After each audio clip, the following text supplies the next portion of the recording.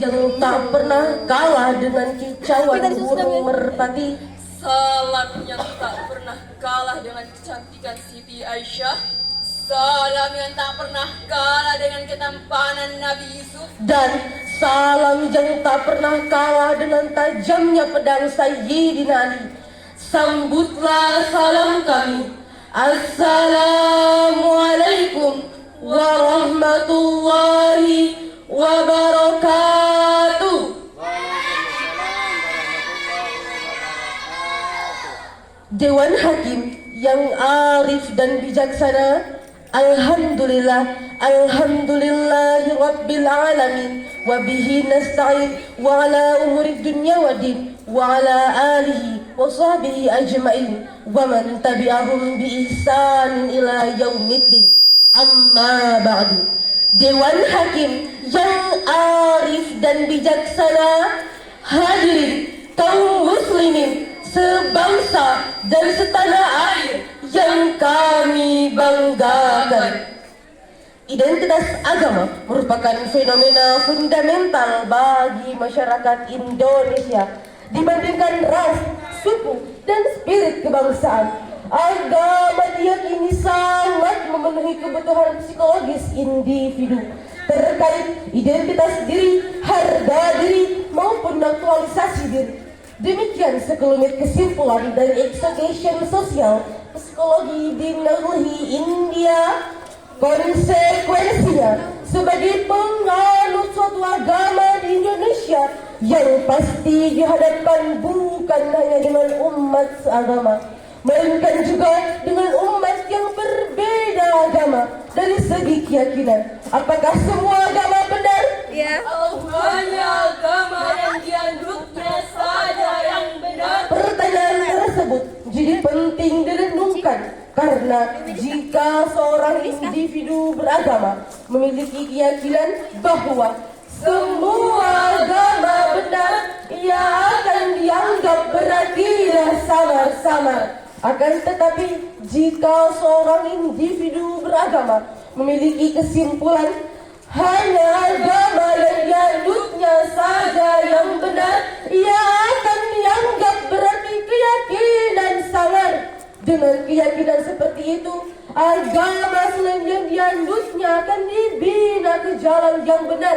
Jika tidak mau, harus dibinasakan.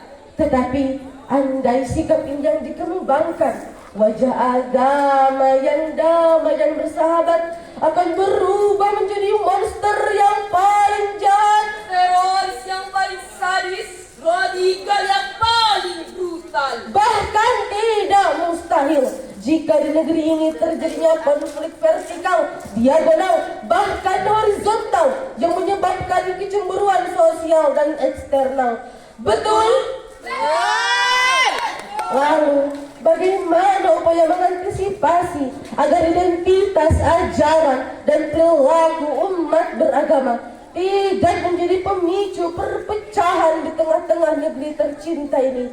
Sebagai jawabannya, moderasi beragama di Indonesia melalui platform digital dalam bingkai Bhinneka Tunggal Ika adalah tema Syahrul Quran yang akan kami sampaikan pada kesempatan kali ini dengan berlandaskan Quran Surah Al-Baqarah ayat 143 sebagai berikut.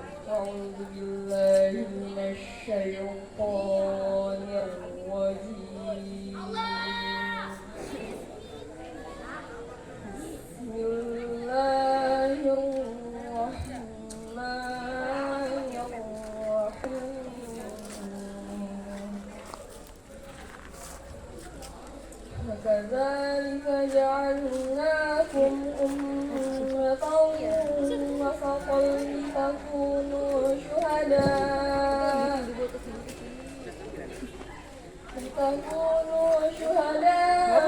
على الناس ويكون الرسول عليكم شهيدا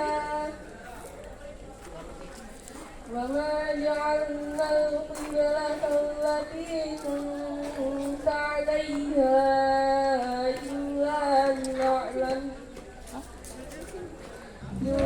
لنعلم من تتبعوا الرسول ممن ينقلب على عقبيه وإن كانت لكبيرة إلا على الذين هدى الله وما كان الله ليضيع إيمانكم إن الله بالناس لرؤوف رحيم صدق الله العظيم. Aku berlindung kepada Allah dari godaan syaitan yang terkutuk dengan menyebut nama Allah yang Maha Pengasih, Maha Penyayang. Dan demikian pula kami telah menjadikan kamu umat Islam, umat pertengahan, agar kamu menjadi saksi atas perbuatan manusia dan agar Rasul Muhammad menjadi saksi atas perbuatan kamu. Kami tidak menjadikan kiblat yang dahulu kamu berkiblat kepadanya, melainkan agar kami mengetahui siapa yang mengikuti Rasul dan siapa yang berbalik ke belakang. Sungguh, pemindahan kiblat itu sangatlah berat, kecuali bagi orang yang diberi petunjuk oleh Allah. Dan Allah tidak akan menyia-nyiakan imanmu. Sungguh, Allah Maha Pengasih, Maha Penyayang kepada manusia. Maha benar Allah dengan segala firman-Nya. Dewan Hakim yang mulia, hadirin yang berbahagia, asbabun nuzul ayat tersebut masih relevan dengan ayat sebelumnya, yakni tentang pemindahan kiblat kaum muslimin dari Baitul Maqdis sekarang Ka'bah. Ayat ini diturunkan oleh Allah untuk mempertegas posisi kaum muslimin sebagai umat yang moderat atau dikenal dengan istilah ummatan wasat. Menurut Syekh Ustadz Arifai dalam Tafsirul Wajiz li Kitabihillahil Aziz halaman 23 mengatakan bahwa kata wasatan bermakna pertengahan, seimbang dan pilihan. Secara leksikal, menurut pemahaman Profesor Dr. Muhammad Quraish Shihab dalam tafsirnya Al-Misbah jilid 1 halaman 278, kata wasatan dalam bahasa Arab berarti segala yang baik sesuai objeknya dalam konteks beragama. Berkembanglah istilah ummatan wasatan. Ya lal watan, ya lal watan, ya lal watan. Rukun watan minal iman, wala takun minal iman, inadu alal watan. Indonesia negeriku, engkau panji martabatku. Siapa datang mengancammu kan binasa di bawah durimu. Siapa datang mengancammu kan binasa di bawah durimu. Namun sayang hadirin, tinta emas menjadi bintang kelam karena julukan umat Islam sebagai umat yang moderat di kawasan ASEAN kini identik sebagai umat ekstremis, umat radikalis, umat separatis, bahkan umat teroris.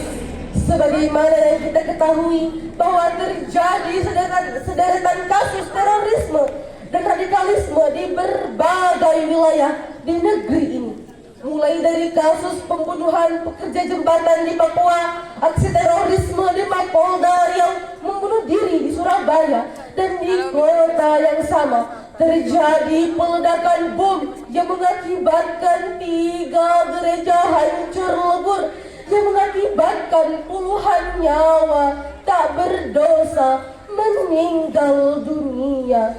Ini jelas, sekali lagi ini jelas, ini tidak mencerminkan sikap kaum muslimin penebar maslahat, akan tetapi sikap penjahat pembawa masalah. Na'udzubillahi min dzalik.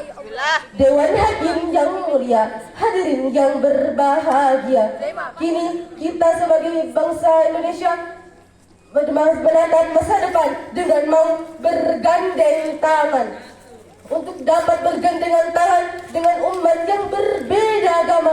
Kita sebagai umat Islam siogianya perlu untuk memperluas jangkauan aksesibilitas informasi untuk dapat memperkuat moderasi beragama. Lantas, bagaimana caranya? Langkah yang dapat kita ambil yakni memanfaatkan platform digital seperti media sosial dan aplikasi mobile untuk berkomunikasi, berbagai pemahaman agama, dan mempromosikan dialog yang inklusif dan toleran antar umat beragama dalam rangka memanfaatkan gelombang digital yang tidak pernah dan tidak akan surut. Secara bijaksana, umat Islam perlu memiliki sikap yang proaktif dalam belajar dan mengembangkan diri. Dengan demikian syarahan tadi, dapat kami ambil kesimpulan bahwa Indonesia memiliki kebinekaan yang sangat tinggi, beraneka suku, berlainan bahasa, bahkan berbeda agama. Jika saling berkomunikasi dan bertoleransi, baik secara langsung maupun tidak langsung, melalui platform digital sebagai sikap implementasi dalam moderasi beragama. Segala perbedaan yang ada sebagai modal utama membangun bangsa. Sebelum kami tutup syarahan ini, kami akan membacakan sebuah pantun. Jalan-jalan bersama kerabat, singgah sebentar membeli pulsa. Indonesia sungguh sangatlah hebat. Dengan moderasi beragama guna mempersatukan bangsa. Wassalamualaikum warahmatullahi